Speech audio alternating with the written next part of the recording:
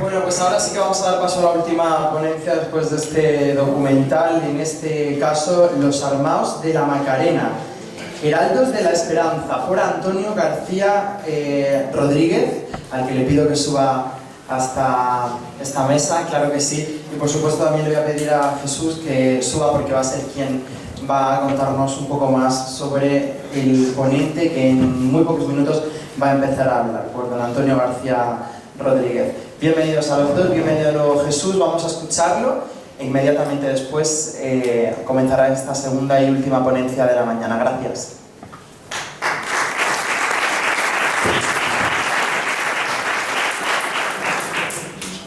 Hola otra vez. Para mí lo primero que tengo que decir que es un gran honor presentar a un hombre tan ilustre como Antonio García Rodríguez. Yo lo conocía ayer, lo vengo juntos. Es una gran persona. Lo primero hay que decir que es una gran persona. Luego que es ilustre, pues es que es un hombre que ha estudiado mucho, ha leído mucho, ha escrito más. Como tendrá la biografía y todo su currículum en la revista, luego podéis leer tranquilamente todo lo que ha hecho, porque ha hecho muchas cosas. Nació en Coria del Río, en el año, te digo el año, 1961. Es filólogo por la Universidad de Sevilla y es gran escritor de cuentos, cosa maravillosa, es gran escritor de novelas, ha tenido muchos premios, para que voy a decir, porque son tantos que abruma a cualquiera, muchos premios. Pero yo me voy a basar un poco de lo que conozco, de lo que hablamos ayer, de lo que he leído, en 3 cosas, que son, pues, sus 3 pasiones. Primero la familia. No me voy a meter en la familia porque no la conozco, pero sé que es un amante de la familia. Y además ahora ha pasado al grupo de los abuelos. Nieto. Imaginaros, yo que soy abuelo, qué suerte tiene. Un abuelo que sabe escribir cuentos. ¿Quién pudiera? ¿Quién pudiera? ¿Qué te galletas? Y eso es una gran alegría y no se da para tu nieto. Escribiré muchos, ¿eh? Ya tiene no lo sabía, pero no, los abuelos que son... Sí. Bueno, la segunda es su pasión por la Macarena. No podía ser de otra forma. Que es lo que ha traído aquí, su pasión por la Macarena. Yo tengo aquí un poco el texto, que a él le encanta, por eso no me gusta leer, pero bueno, voy a hacer una cosa. Es hermano de la Hermandad de la Macarena desde su nacimiento, gracias a la vinculación de su familia, como siempre pasa. Las cosas de los padres y de los abuelos, claro, de los abuelos. En el caso materno. Pero especialmente su madre y su abuelo, que fueron quienes le transmitió la devoción por la Virgen y por la gente de la Macarena. Sale de Nazareno cada madrugada de Viernes Santo y realiza su estación de penitencia todos los años. Desde que tiene uso de razón no ha dejado de hacerlo, excepto los años de la pandemia, que se han pasado todos. Y en el año 2022, que tuvo la desgracia de tener un infarto. Por lo demás, todos los años, ¿no? Todos los años, 2 veces además. Fue integrante de la primera cuartilla de hermanos costaleros, formada en 1977, y durante 20 años realizó su estación de penitencia bajo las trabajaderas del escritor asistente. Una experiencia que cambió su vida precisamente. ¿Ves? Bueno, pues ha estado en la Macarena desde el 2001 en la Junta Directiva, ha estado en varios cargos, es secretario, fiscal primero, que por cierto no sé lo que es fiscal primero. Fiscal primero viene a ser como un fiscal propiamente dicho, que vigila el ordenamiento y el cumplimiento de las reglas, que todo el mundo se ve, porque hay una persona pendiente de eso y con mucha responsabilidad, porque todas estas cosas tienen que firmar las reglas, ¿sabes? Ah, vale, mira, algo tengo. Algo compartido. Bueno, y luego tiene otra gran pasión, que no la voy a decir ahora, eso lo hablamos luego en la vida, ¿eh? La tercera pasión, porque no es la pasión. Bueno, pero eso no tiene nada que ver. ¿La voy a nombrar aquí ahora? Sabía yo que lo ibas a contar, ¿eh? Bueno, que lo digas. Mi tercera pasión es el Real Betis Balompié. Es que el Betis suele ser contrario al Madrid. Tenemos esta grandeza común. Tenemos eso. Bueno, ya no voy a entretener más. Quiero hacer una presentación amable, agradable a un gran hombre. Y ese hombre tiene ahora la palabra para decir todo lo que sabes. Pues muchísimas gracias. ¿Vale? Muchísimas gracias por tus palabras. Vale.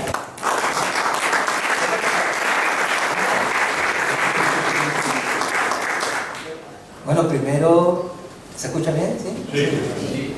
Bueno, primero agradecer la presencia de la alcaldesa todavía de esta ciudad y agradecer a Maximiliano que realizara el gran trabajo de búsqueda, pues es difícil de localizar, no porque yo quiera estar ahí localizado, sino porque quiero aislarme un poquito por mi trabajo, necesito aislarme mucho y no necesito mucha interrupción, y logró contactar conmigo.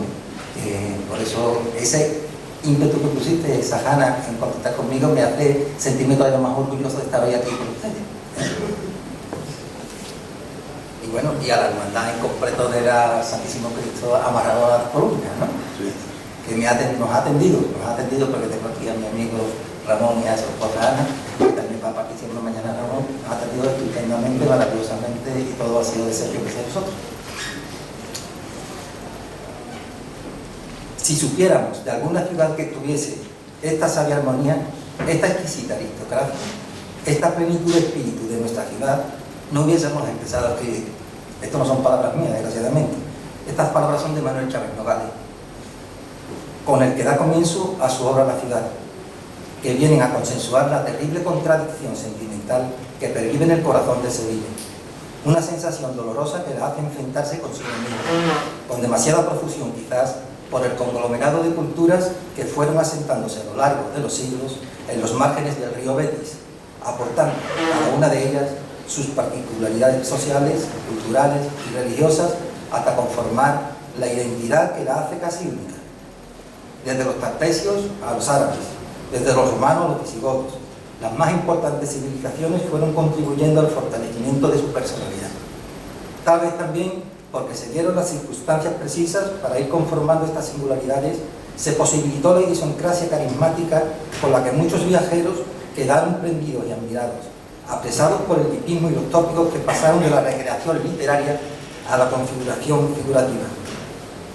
La consecuencia de la recreación literaria de todo ello es la plasmación poco realista de sus sentimientos, del verdadero sentido de sus tradiciones y sus principales fiestas, porque primaron los convencionalismos sobre la naturalidad y la pureza con la que sus habitantes se manifestaron.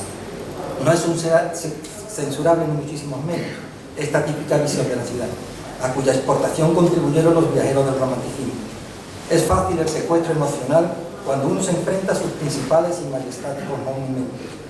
Caminar y sorprenderse en Sevilla es sencillo, pero quienes la otean lo hacen desde la superficialidad, porque el tiempo viene siempre metiendo prisas, agobiando al interés y a esa incesante preocupación por conocer.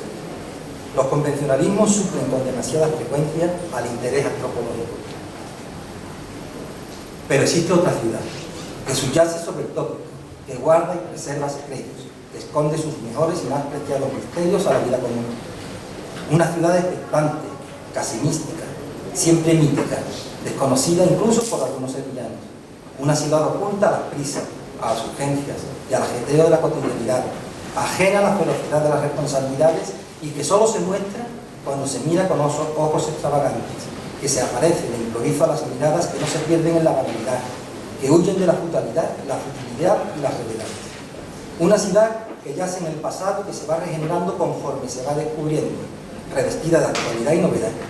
Es una ciudad que necesita la exploración embebida de los sentidos, quizás caer en la perplejidad para conocer su razón de ser, de haber sido, o la reverberación de la cordura, del cómo será, que es la misma lucubración futurista.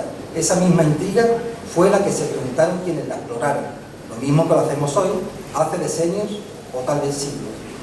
No basta con mirarla para desentrañar sus más bellos misterios. La ciudad no se deja avasallar por la indiferencia. La impaciencia es mala consejera para la convicción de la belleza. Hay que ser cariñosamente agresivos para embaucarla, arañar en su genealogía para extraer el halo de la verisimilitud de su historia, de la grandeza que se acoge a la sentimentalidad de sus habitantes. La ciudad es narradora y oyente, servidora y contumaz propietaria. Aprovecho este introito que ya he hecho alguna vez para situarles en un espacio temporal, no preciso, para intentar que puedan llegar a comprender todo lo hermoso que dio la luz en un rincón de mi ciudad, donde la esperanza toma asiento en cada esquina y en cada revolver de una calleja, o en la amplitud de la plaza que lleva directo a su presencia y que siempre va a confluir ante la leyenda que se presenta en el arco de entrada a sus estancias, diciendo al transeúnte, sorprendiendo al viajero, afianzando el sentir de sus vecinos, interpelando a todos sentidos y a la razón, que allí vive la Madre de Dios, tan cerca de ellos que pueden convertirla en su confidente, en el hombro donde tener un apoyo para el consuelo, en hilo conductor de sus alegrías y del agradecimiento por los bienes diarios que se reciben. Este mensaje no será fácil de entender si no desentrañamos la razón y nos envolvemos con la parquedad y sencillez que emana de una sonrisa, o de un brillo especial en los ojos, o en el espejado resplendor de un lustrado casco que recoge el universo del asombro de un niño que llegó de Coria observando al hombre que lo porta, y que en ese momento es el ser más feliz del mundo. Y es importante conocer estas señales, auspiciar la sensibilidad, dejar arrastrarse por su marea para comprender lo que voy a intentar transmitirles. Yo no me presento ante ustedes con la intención de proceder y ofrecer una lección magistral sobre la historia del tema que en esta jornada nos convoca y nos une.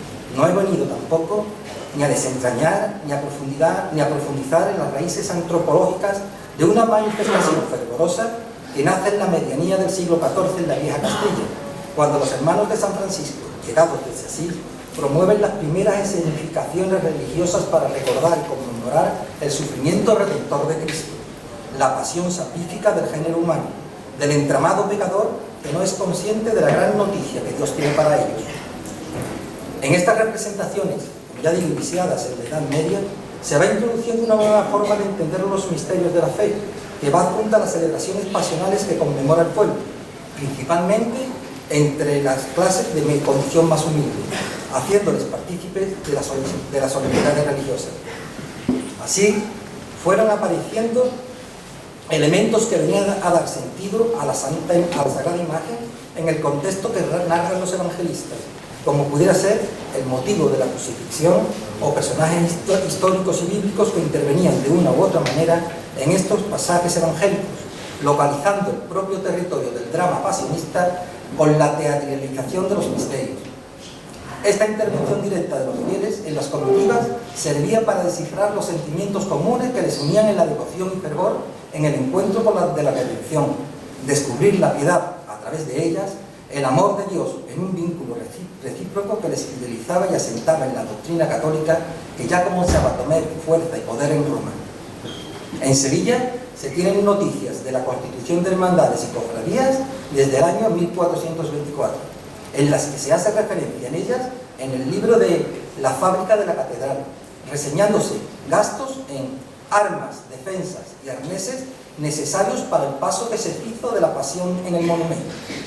Esta anotación pudiera significar que las cofradías, o al menos una de ellas, a la que el escribano no hace referencia, llevaban en su cortejo soldados que daban escolta a la sagrada imagen, o personificaban teatralmente a los milicianos romanos que ayudaron en la crucifixión o custodiaban el sepulcro tras el descendimiento y traslado desde la cruz.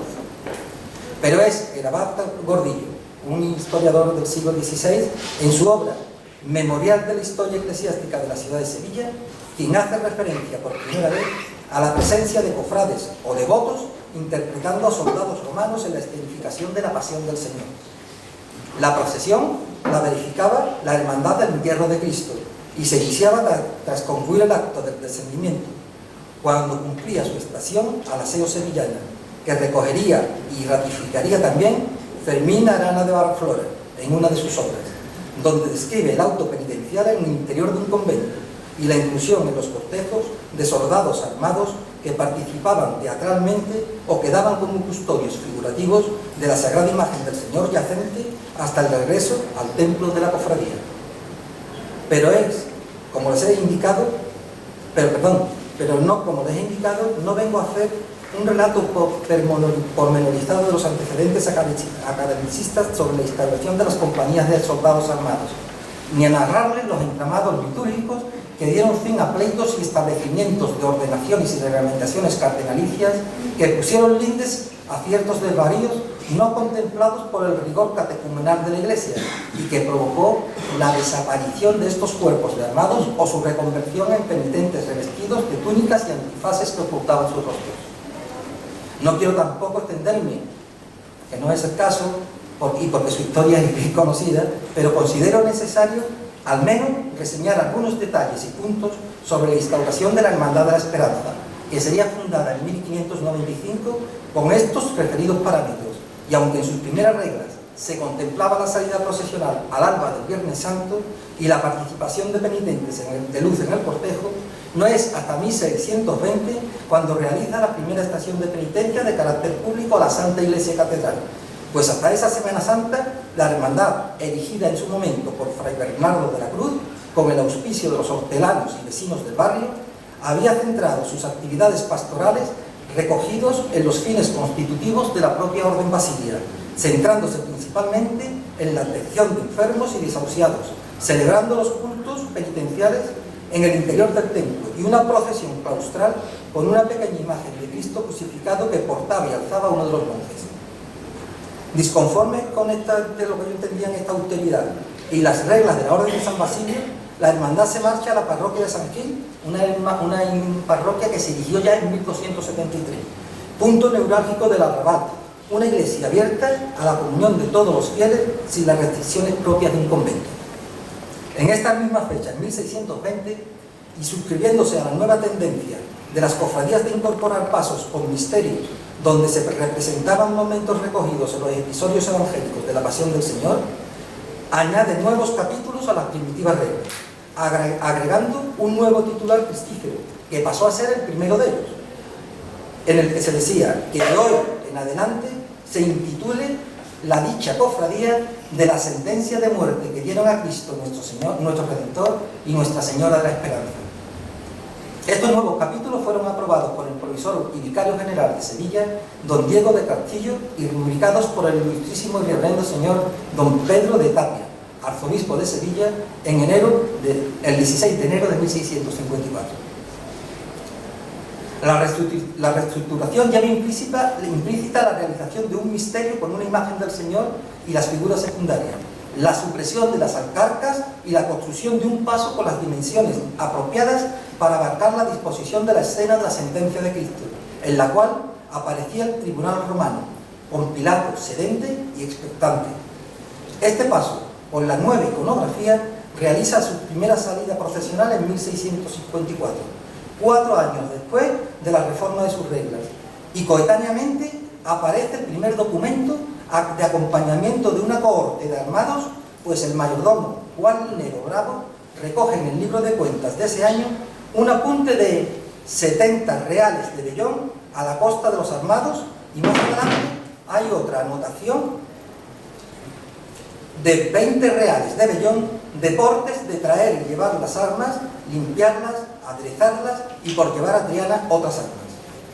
3 años más tarde se recoge en el libro de cargos una nueva anotación por el entonces mayordomo Gabriel González de Salas, en la que la hermandad libra una arroba y media de vino y 50 reales en dinero que se dio a los armados, más 10 y 6 reales de traer y llevar las armas de la Lóndiga y de otra casa. Deducimos que estos primeros armados de la Macarena eran vecinos que se ataviaban, como ellos mejor entendían, con ropajes al uso romano, copiados de los que ya salían en hermandades como los del Santo Entierro, y transformados por las posibilidades de los mismos, interviniendo quizás, muy importantemente, ese sentido popular del que ya comenzaba a revestirse la hermandad de la Macarena. Debía de ser, al menos curiosa, la contemplación de estos primeros armados macarenos, ya que su apariencia debía distar mucho del verdadero aspecto y talante militarista que mostraban los centuriones coetáneos a los sucesos acaecidos en Palestina, 16 siglos antes, y que fueron testigos y parte del ajusticiamiento de Cristo. Es más, casi podríamos asegurar que apenas tenían parecidos con ellas, y que no se tratara de una recreación histórica de los uniformes de los militares romanos, y se asemejarían más a los que portaban la compañía de bandera que escoltaba la cofradía del Santo Entierro, que perduró al menos hasta 1729, revestidos con mantos capitulares de tafetán negro, todos con coletos largos, bandas, cabos negros y botines blancos. Esta descripción se asemeja mucho a la vestimenta que nos recuerda el uniforme de los soldados de infantería de la época de los Austrias mayores, protegidos con coselete, cubiertos con borgoña o morrión y armados con picas o alabardas. Todo esto de la apariencia figurativa de los primeros armados puede hoy parecernos anacrónico, como destemplado, pero tenemos que situarnos en estos tiempos, retrotraernos incluso a la educación e intelectualidad de quienes componían estas formaciones y contextualizar con esta época en la que el conocimiento arqueológico e histórico sobre los uniformes y armamentos de defensa y ataque que portaban las legiones romanas coetáneas a los hechos que marcaron los dramáticos instantes del juicio, sentencia y muerte por crucifixión eran más bien escasos, por no decir nulos. Y las referencias que podían tomar para adecuar estas vestimentas eran las más cercanas a ello, evidentemente, o sea, la de la soldadesca real o municipal.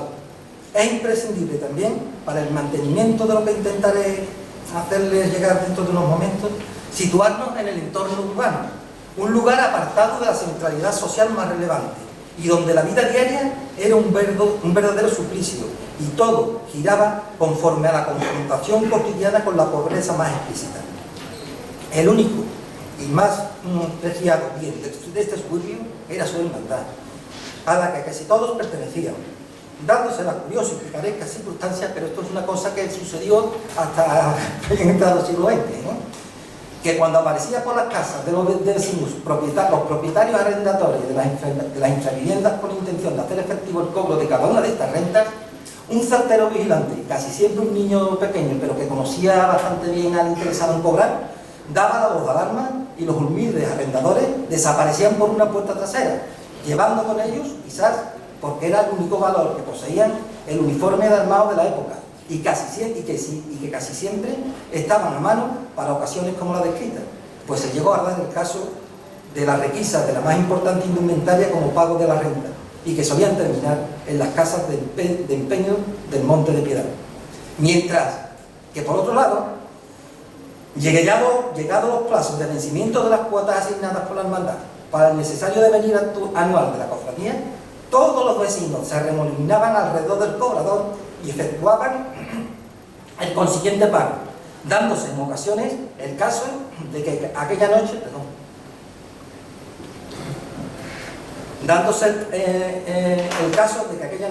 en la humildad de alguna vivienda no habría más que un trozo de pan y un plato de aceite como cena. Tal era, es y seguirá siendo la vinculación de la gente de la Macarena con su hermandad. Pero no quisiera cerrar este apartado de estas pequeñas referencias históricas que hacen alusión a la forma de vestir de los romanos sin recuperar o traer un poco aquí, traernos de la memoria o poner en memoria la extraordinaria figura que fue Juan Manuel Rodríguez Ojeda.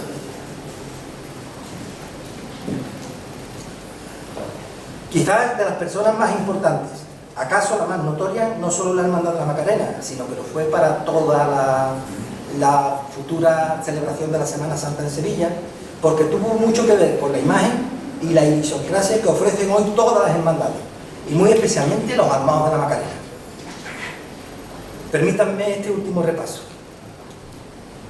Juan Manuel nace en el año de 1857 en el seno de una familia numerosa, en el epicentro del barrio, muy cerca de la Barreduela de San Gil.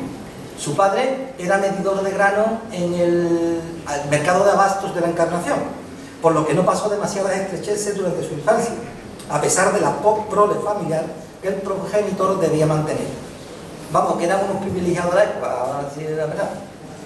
Desde muy pequeño se ve el inverso en la vida de la hermandad, ya que su padre y su tío, especialmente su tío, pertenecieron durante muchos años a su junta de gobierno. Con estas circunstancias, y apenas cumplidos los 17 años, ingresa en la junta de gobierno de la hermandad, un hecho extraordinariamente extraño en aquella época y en esta también. Pero lo más significativo de su personalidad vendría unido a las inherentes facultades artísticas que poseía, dotes que enseguida encauzaría para engrandecer a la cofradía que le embaucó el alma. Era un genio. Y la genialidad se presentó con sus diseños para la concreción de uno de los mejores enseres bordados que ha dado la Semana Santa sevillana. Una revolución que comenzó con el diseño de la túnica de los nazarenos, que convirtió a la gente más pobre de la ciudad en verdaderos señores de la noche de la madrugada. Siguió con la concreción del manto de malla, una verdadera proclamación estética de la virtud de la esperanza.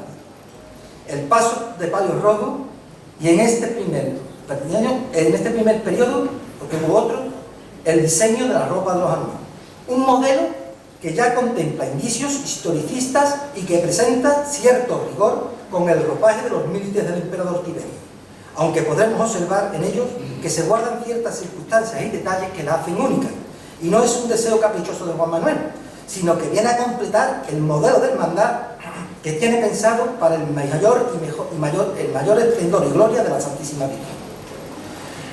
Como ya hemos comprobado, la singularidad popular inherente a esta tropa renace con gran fuerza a principios del siglo XX, con un vigor inusitado gracias al ímpetu y la constancia de algunos hermanos, y sobre todo de los oficiales de la Junta de Gobierno, que están construyendo una hermandad, una cofradía con conceptos innovadores que llegarán a revolucionar con su espectacular sentido estético el mundo cofrade. La nueva centuria romana ya no es un ente con autonomía, antes la tenía, y poder de decisión. Pasa a ser un grupo que se injerta completamente, y hasta hoy sigue siendo así, en el entramado de la hermandad, en la propia idiosincrasia de la porción macarena. Los armados no estarán ajenos a estos cambios, como podremos ver. Evolucionan en todos sus sentidos, tanto en el fervoroso, en la implicación o en el artístico. Incluso empatizarán muy pronto con el pueblo, que comenzará a verlo como una referencia característica de la propia antropología local. Para ello, adecua su reconocimiento visual en un vocablo nuevo, en un giro vocal que se alinea con su propia identidad para acentuar esa peculiaridad que reside en su contexto etnográfico y dar una nueva significación a un término e inscribirlo en su vocabulario para hacerlo universal y único. La llamada al conjunto romano, más práctica y adecuada a los parámetros fonéticos del habla popular, suprime la correcta pronunciación del vocablo armados para reconocerse más aún en el sentimiento de la gente de la Macarena, acoplándolo con un modo más castizo, y que supondrá la cimentación del nuevo orden para aclamar la instauración de formas curiosas y distintas y de entender la estación de penitencia. Los armados van creciendo en popularidad, sintonizando con el auge que imprime el genio de Juan Manuel Rodríguez Ojeda a la hermandad, de tal forma que es impulsada a una fama inusitada, no solo a nivel local, sino que trasciende más allá de las fronteras, como ya hemos podido comprobar. Y así lo entiende también, en su segunda época de renovación, el famoso bordador que en 1914 vuelve a rediseñar la indumentaria de los soldados romanos. Las nuevas se cincelarán en los talleres de orfebrería de Manuel Sequinver. La principal novedad de esta nueva vestimenta fue la completa sustitución de las túnicas y mantolines bordados por auténticas corazas metálicas, conservando elementos románticos como la nagüeta larga, las golas, los cascos con viseras y las famosas plumas de avestruz, auténticos emblemas de los armados. Juan Manuel diseña dos modelos, uno para la tropa y otro para los mandos. La diferenciación se aprecia especialmente en la coroza. En la de la tropa se construyó uniendo dos partes costilladas por broches laterales e interiores y hombreras similares. Ese diseño también se popularizó entre la gente de la Macarena, asignándole el nombre de corazas de costilla, y que están inspiradas en las representaciones de las legiones del Calcio que figuran en los relieves romanos de la columna Trajano en el foro de dicho emperador que tiene en Roma. El modelo de los mandos mantiene notables diferencias sobre los de la tropa porque se anatomiza y cincelan relieves figurativos tomados de las esculturas romanas denominadas torocatus del siglo I a.C. Es en este donde se destacan los motivos repujados con roleos vegetales serpentiformes, ajustados en la base y abiertos sobre los pectorales, regulados por la simetría de un candelieri central menos abultado. La del capitán, con superposiciones simbólicas sobre este, y representaciones figurativas con caballos alados en los laterales. Juan Manuel Rodríguez Ojeda no desconoce que la realización de esta renovación en este nuevo atuendo de los armados viene a significar un grandioso desembolso para las arcas de la hermandad, que la hermandad no puede asumir. El proyecto que encandiló a sus compañeros de la Junta de Gobierno y a todos los hermanos que asistieron al Cabildo General que se presentó, no pudo caer en el olvido por dos motivos. El primero de ellos, por el desajuste estético que se observaría en la cofradía. Y el segundo, porque la interpretación histórica de las nuevas ropas se ajustaba más a la realidad coetánea de las tropas que sirvieron en Palestina durante la muerte de Cristo. Era obvio, pues, porque Rodrigo Ojeda lo sabía y además era partícipe de él, mantener los elementos románticos, porque su supresión significaría desenraizar el sentido popular de la tropa, que era como arrancar gran parte de la identidad macarena. Para sufragar los cuantiosos costos que suponía la realización del nuevo traje de los armados, buscó la colaboración financiera, los fondos necesarios para hacer frente al pago de estos gastos. Lo encontró precisamente en la propia hermandad, en sus propios compañeros de la Junta de Gobierno. Por un lado, porque hubo otro. José Jiménez Molero, mayordomo de la Esperanza, implicado en la restitución de los armados tras los incidentes de 1911, que no viene el caso de recordar, y coautor del nuevo reglamento, aporta una gran parte del presupuesto, que viene a contemplarse con la contribución económica de otros dos hermanos, el torero Joselito y Antonio García Pinto. Si queréis, aparte hablaré de este personaje. Así, después de algunos años sin salir, volvieron a figurar tras el paso del Señor de la Sentencia. Esta indumentaria mantiene su estética prácticamente inalterada hasta finales de la década de los 60 del pasado siglo XX, en la que se produjo una intervención... Perdón. ¿Te molesta la idea? Sí, me molesta. Es que lo soporto poco. Perdonad, es que una cosa de naturaleza. Continúo. Esta indumentaria mantiene su estética prácticamente inalterada hasta finales de la década de los 60 del pasado siglo XX, en la que se produjo una intervención que vino a destruir el concepto histórico-artístico que consiguió el genial Rodríguez Ojeda, donde la iconografía que presentaba el paso de misterio, los soldados romanos que figuraban en él, guardaban relación estética en sus vestimentas con los armados que cumplían su estación de penitencia. O sea, los de arriba eran igual que los de abajo. Hemos de consignar que las figuras que recrean la escena de la sentencia de Cristo fueron realizadas por Castillo Lastrucci en la medianía de la década de los años 20 del pasado siglo, y no eran imágenes de vestir, sino que las indumentarias formaban parte de las esculturas. Así, el imaginario sevillano talló las vestimentas tal como fueron diseñadas por el genio del diseñador macareño, y el conjunto no se resentía, pues los devotos contemplaban en la madrugada del Viernes Santo a los romanos del paso ataviados como los que desfilaban detrás. Eso también 1955, claro. La Junta de Gobierno en este año decide renovar el misterio y el principal objetivo se centra en revestir a las imágenes de estos hombres, con ropajes reales, y en vez de instaurar las corazas de costilla, que hubiera sido lo normal, adecuarle unas corazas de los romanos a la imagen, ¿no? No. Para no perder el concepto con el que se concibieron, les pusieron las corazas que portaban los manos, jerarquizando la escena. Al soldado de escolta le colocaron una coraza lisa, simplemente labrada con escamas. Al poco tiempo, los responsables de la hermandad pensaron que los armados debían ir vestidos como los del paso, y en vez de cambiar la sustitución de aquellas corazas, cambiaron todas las de la centuria, eliminando el dicho modelo y con ello el diseño ideado por Rodríguez Ojeda. Un grave error, pues la adopción de este modelo supuso la ruptura con los antecedentes históricos que nada tienen que ver con el diseño original, adquiriendo una dimensión distinta, irreal, pobre en recursos estéticos. Fue una decisión lamentable que privó a generaciones posteriores de la contemplación de una escena única, forjada en el barrio de la Macarena, y que tendía equivocadamente a la corrección de los diseños originales de Rodríguez Ojeda, frecuentes en las juntas de gobierno que se sucedieron entre 1939 y 1985.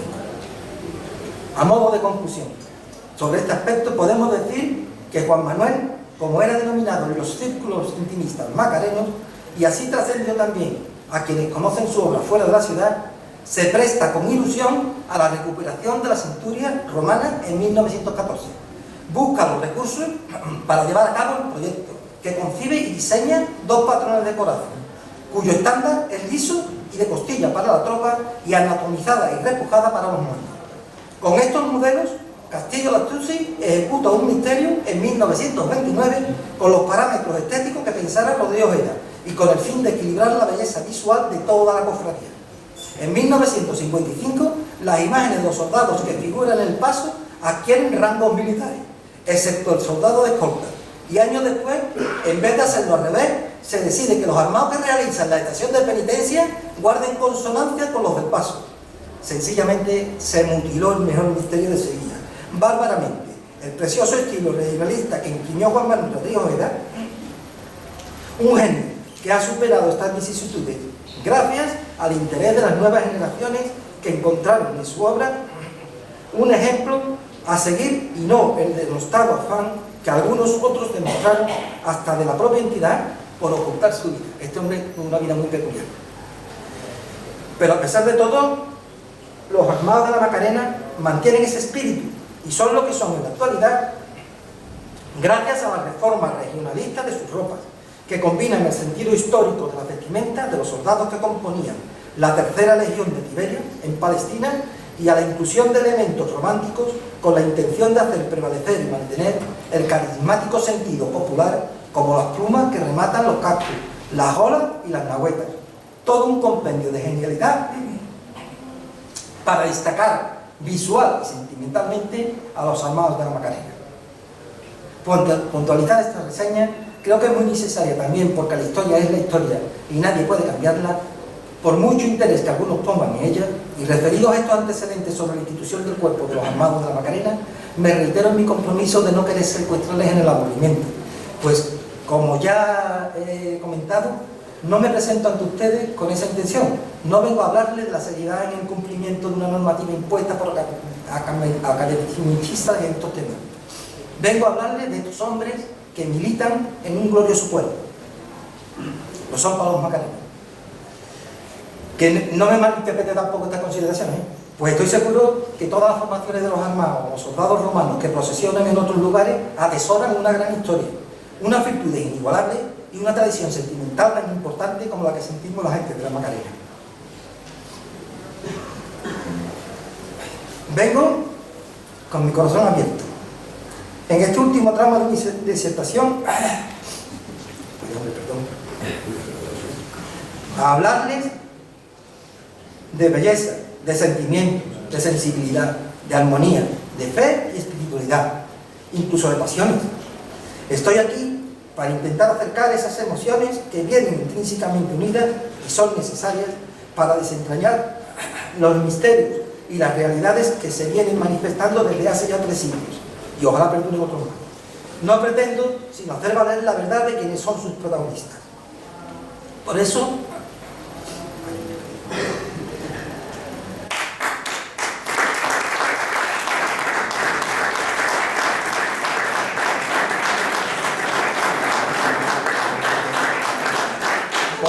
era preciso este pequeño introito para tener una somera idea de lo que van a encontrar conforme las palabras, a partir de ahora, vayan discurriendo. Es necesario conocer implícita y explícitamente esa ciudad que nunca envejece, como he dicho al principio de mi intervención. Afortunadamente, mi tarea, difícil labor, será hacerles llegar precisamente la grandeza que recogen unos sevillanos que tienen sus orígenes en el barrio de la Macarena. Allí se guarda el vestigio ungido de la tradición, del amor de unos hombres que se transforman con la devoción hacia el Cristo que nace de la esperanza. Entiendo que no es fácil asimilar. Hablar de los armados de la Macarena, de su historia, de sus orígenes y evolución, de sus anécdotas y personajes, de quienes colocaron las bases para asentar y asegurar su continuidad, sin los avatares que pusieron en peligro su supervivencia, es un grandísimo compromiso. Y eso, queridos amigos, no solo se consigue con la investigación y el trabajo de campo necesario para ello. Hay en este colectivo mucho de pasión y sentimiento, de conversión personal que transmina, no solo en el ambiente cofradiero, sino que alcanza el sentimentalismo individual que se adueña de sus propios egos. Son muchos y variados factores los que se aunan para la reconversión profunda e intensa. Muchos de los elementos que les afectan apenas se atavían con la vestimenta de que se les trasladarán en el tiempo hasta encajar en una identidad que no solo es creíble desde el romántico deseo que les imponen la ilusión y la fe. Para poder asimilar todo este conglomerado de pasiones, hay que situarse y entender la idiosincrasia del lugar donde tiene su origen. Inmiscuirse en el laberinto antropológico del territorio donde se establece el umbral de esta incomprensible y bendita locura, el barrio de la Macarena. Uno de los suburbios más antiguos de la ciudad, uno también de los más agraviados por los acontecimientos sociales y donde la pobreza en aquellos siglos y hasta bien entrado el siglo XX estableciera sus límites. Un lugar intramuros de la propia urbe donde existieron huertas hasta el último tercio del siglo XIX, cuando fueron recalificadas y urbanizadas para agregarse a la feligresía que se conforma en torno a la parroquia de San Gil, templo erigido, como ya he dicho, a finales del siglo XIII, lo que ya le confiere antigua personalidad jurídica y municipal. Sevilla, entonces protegida por una muralla que la rodeaba, tenía en su orientación norte, aún sigue erigida, una puerta principal por la que se podía acceder a los campos y huertas que se localizaban en este sector del municipio y servía a su vez de entrada a la ciudad a los comerciantes y viajantes que procedían de la ruta cordobesa. Hay que aclarar, como ya referí anteriormente, que el nombre del barrio no viene condicionado por la presencia de la Virgen de la Esperanza en aquel lugar, como muchos piensan. La hermandad se instituye a finales del siglo XVI, como también he dicho, sino que es la corporación cofrade la que con el tiempo adopta e incluye el topónimo como título devocional de la Virgen, gracias a la familiaridad con la que los habitantes del barrio proceden a nominarla cuando ofrecían sus plegarias o participaban de la procesión en la madrugada del Viernes Santo. El nombre tiene su procedencia en la declinación latina de Macario Sena, o propiedad de Macario, según algunos historiadores, mientras que otros sugieren que tiene su etimología en la palabra árabe Macarea, que al parecer era el nombre que tomó la huerta tras la invasión musulmana, y esta adecuó la fonología romana a la berbera. Lo cierto es que el nombre del barrio siempre ha estado expuesto a la especulación y a la controversia de los historiadores, que han ido bebiendo de las fuentes de los cronistas, que casi siempre se han decantado por la opción imperialista, como lo describe Rodrigo Caro, un poeta del siglo XVII sevillano, destacando que no es más que la opinión vulgar y sin otro fundamento. Sin embargo, esos posibles antecedentes romanos inciden con verdadera pasión en el pensamiento y la forma con la que entienden la vida quienes forman parte de los armados, como las similitudes lingüísticas y los comportamientos marciales de las legiones romanas son asimiladas en la jerga colonial diaria y dejan impronta en las huestes romanas macarenas. Pero volviendo a lo que realmente nos importa y concita, hemos de convenir y reconocer que mucho han tenido que ver los vecinos de la feligresía de San Gil, si entendemos el enclave como centro neurálgico del lugar que nos ocupa, en la configuración y disposición última, desde sus primeros inicios hasta nuestros días, de la selectiva tropa macarena.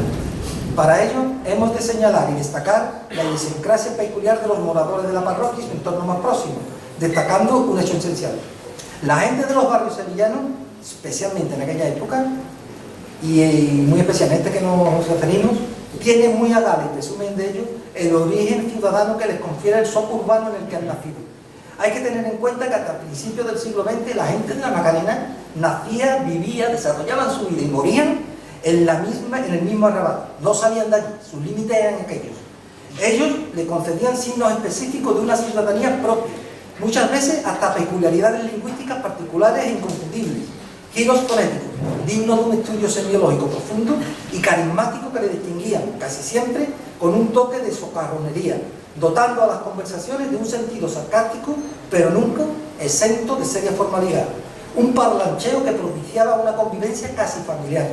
Esta situación de seccionalidad patria era asumida con tal naturalidad por todos, dándose el caso de que algunos reclutas, cuando iban a la mili, al solicitarles la afiliación, obviaban su condición de sevillano para otorgarse la nacionalidad macarena. Otro factor importante a finales del siglo XIX y principios del XX era el modus vivendi y estatus social. La mayoría de la gente mantenía una condición muy humilde, con una bajísima renta per cápita y una escasísima formación.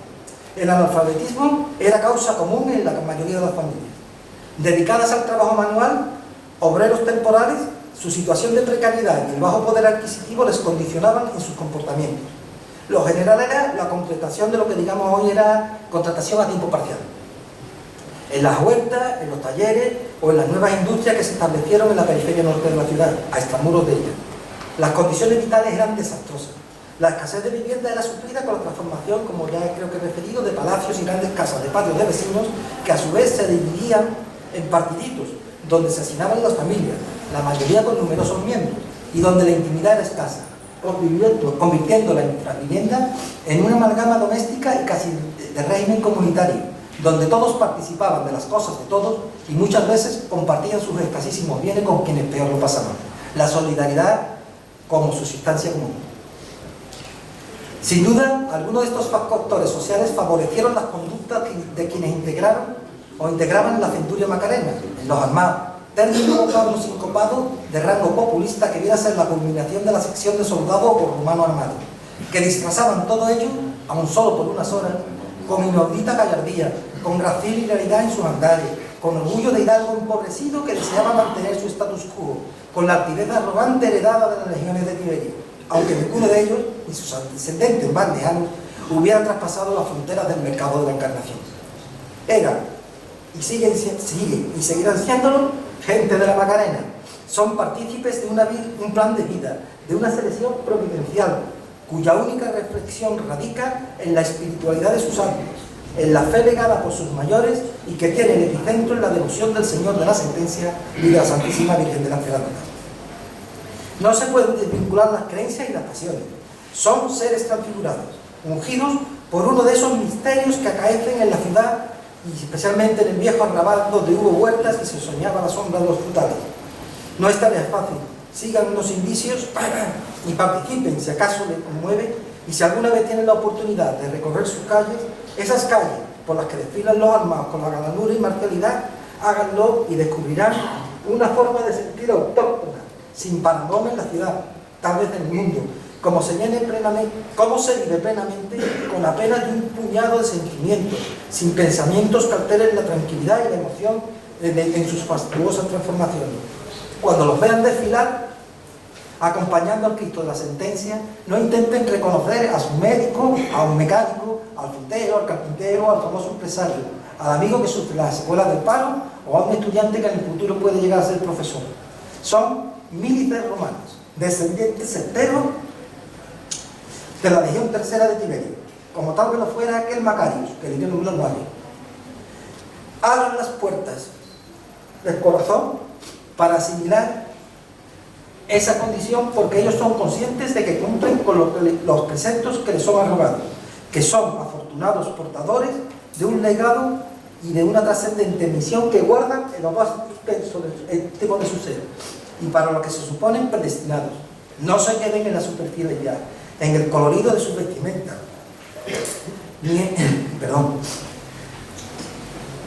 no se queden en la superficialidad, ni en el colorido de su vestimenta, ni en el ondear. Que lo tengo perdida por eso.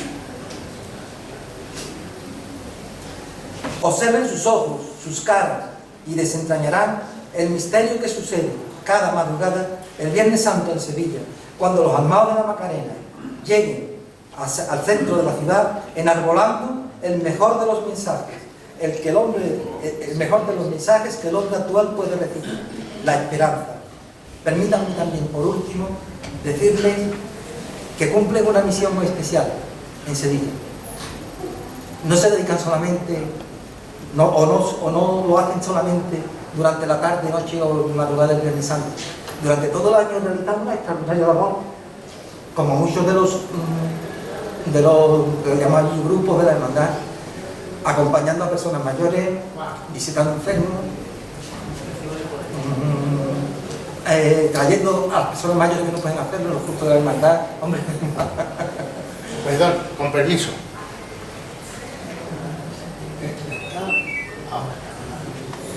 Haciendo una labor humana extraordinariamente hermosa, precisamente porque allí, en la Basílica de la Macarena, tenemos el centro, pensamos los macarenos, desde donde se irradia al mundo el mensaje más bonito del hombre, que es la esperanza.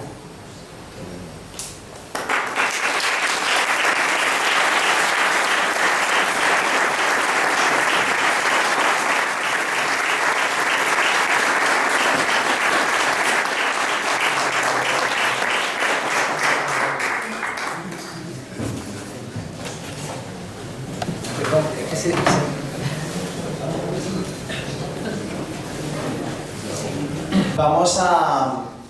Masi, yo te voy a pedir que subas porque entiendo que va a haber reconocimiento, ¿no? Pues sube para acá, por favor, un aplauso para Masi.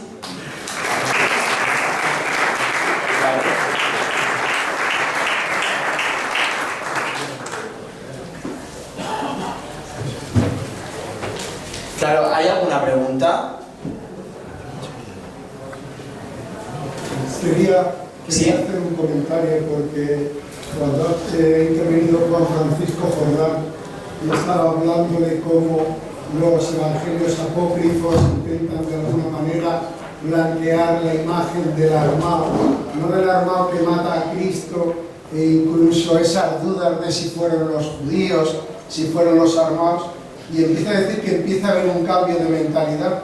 Y ahora cuando Antonio García nos empieza a contar, que no sé si mucha gente sabrá que en Sevilla no solamente están los armados de la Macarena, están los armados del Santo Entierro, que eran como más primitivos. Es más, yo en mi pueblo, en el Bonillo, también los armados no gastan faldilla ni visten de romanos. Vestían pues como eran como los soldados de infantería. Ayer cuando se inaugura la exposición compruebo que los armados de Caravaca pues que llevan cotas de malla, como esos antiguos soldados de infantería. Luego se empiezan a aderezar con otros elementos, pero descubro que los armados de aquí de Jumilla visten como los primitivos, los que forma don Roque Molera, intentando imitar a los de Murcia, visten con ese brigal o esas faldillas que sin embargo en mi pueblo, que dependía del arzobispado de Toledo, cuando con el decreto de Carlos III se prohíbe que salgan las soldadescas, les prohíben vestir de esa manera y les dicen que únicamente podían vestir como eran los soldados de los tercios o los soldados de infantería. E insistía Antonio García como Rodríguez Ojeda intenta hacer que esa ropaje de los armados pues que se parezcan a los tercios romanos. Lo digo porque es muy importante, porque este congreso no es solo de armados, sino de otras fiestas religiosas, y como muchas veces empezamos a copiar cosas que no son propias de los lugares. Porque yo ahora, después de ver Maximiliano, cómo vais vestidos ahora ya en el siglo XXI, y cómo eran aquellos primeros armados que don Roque Molina pues aquí unos cambios notables, ¿no? Y va un poco al hilo mi comentario a lo que había dicho Juan Francisco, de cómo se intenta blanquear una imagen y luego, pues con el paso de los siglos, las modas van cambiando hacia adelante y hacia atrás. Solamente era eso, gracias. ¿Alguien más quiere...? Bueno, pues muchísimas gracias. Vamos a hacer entrega, lo tenemos aquí, adelante. Vamos a hacer entrega a don Antonio de un recuerdo para que se acuerde siempre de lo que ha ocurrido esta mañana aquí. Un aplauso, por favor.